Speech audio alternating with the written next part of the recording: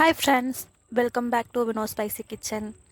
இன்றைக்கி நம்ம சேனலில் ரொம்பவே ஈஸியாக செய்யக்கூடிய க்ரீமி சிக்கன் கறி தான் பண்ண போகிறோம். ரெஸ்டாரண்ட் ஸ்டைலில் வீட்டிலையே எப்படி செய்கிறதுன்னு வாங்க பார்க்கலாம்.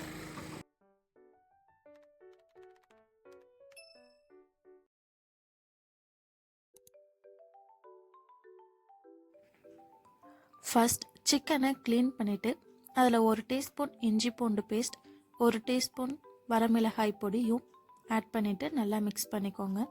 இதை 30 மினிட்ஸ் மேரினேட் பண்ணி வச்சுக்கோங்க. மசாலா சிக்கனுக்குள்ளே நல்லா அப்சர்வ் ஆகினா தான் கறி ரொம்ப நல்லாயிருக்கும்.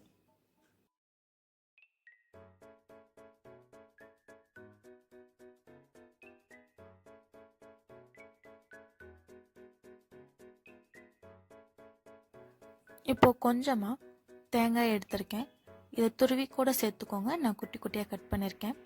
அது கூட ஒரு பெரிய வெங்காயம், வரமிளகாய், சோம்பு, கொஞ்சமாக மல்லி சேர்த்து நான் வணக்கிக்கிறேன். நீங்கள் பெரிய வெங்காயம் பதிலாக சின்ன வெங்காயம் 10 பல் கூட சேர்த்துக்கலாம். இதை லைட்டாக ஆயில் ஊற்றி சூடு பண்ணி எடுத்துக்கலாம்.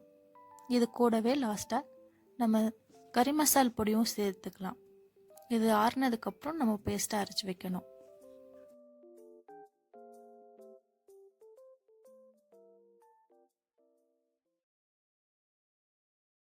இப்போ தாளிப்புக்கு ரெடி பண்ணிக்கலாம்.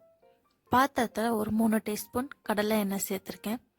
இதில் கடுகு சேர்த்துக்கலாம். கடுகு பொரிஞ்ச உடனே கட் பண்ணி வச்சுருக்க ஒரு பெரிய வெங்காயத்தை சேர்த்து வணக்கிக்கலாம்.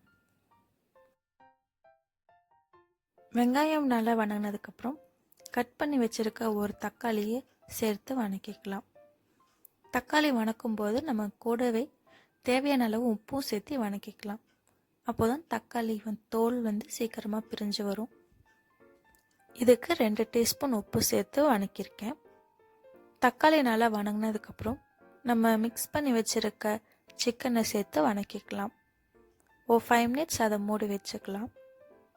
அதுக்கப்புறம் நம்ம அரைச்சி வச்சுருக்க பேஸ்ட்டையும் சேர்த்து தேவையான அளவு தண்ணி ஊற்றி ஒரு 10 நிமிஷம் மூடி வச்சுக்கலாம். இதில் இன்னும் கொஞ்சம் உங்களுக்கு ஸ்பைஸியாக இருக்கணும்னா எக்ஸ்ட்ரா மசாலா ஆட் பண்ணிக்கலாம். இப்போது இது நல்லா கொதித்து கறி வேகட்டும்.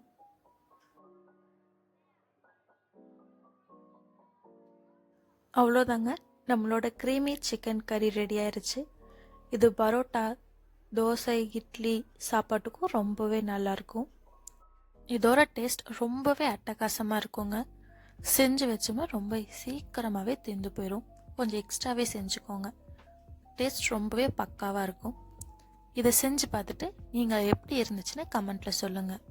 இந்த வீடியோ உங்களுக்கு பிடிச்சிருந்துச்சுன்னா லைக் பண்ணுங்கள், சப்ஸ்கிரைப் பண்ணுங்கள், உங்கள் ஃப்ரெண்ட்ஸ்க்கு ஷேர் பண்ணுங்கள்.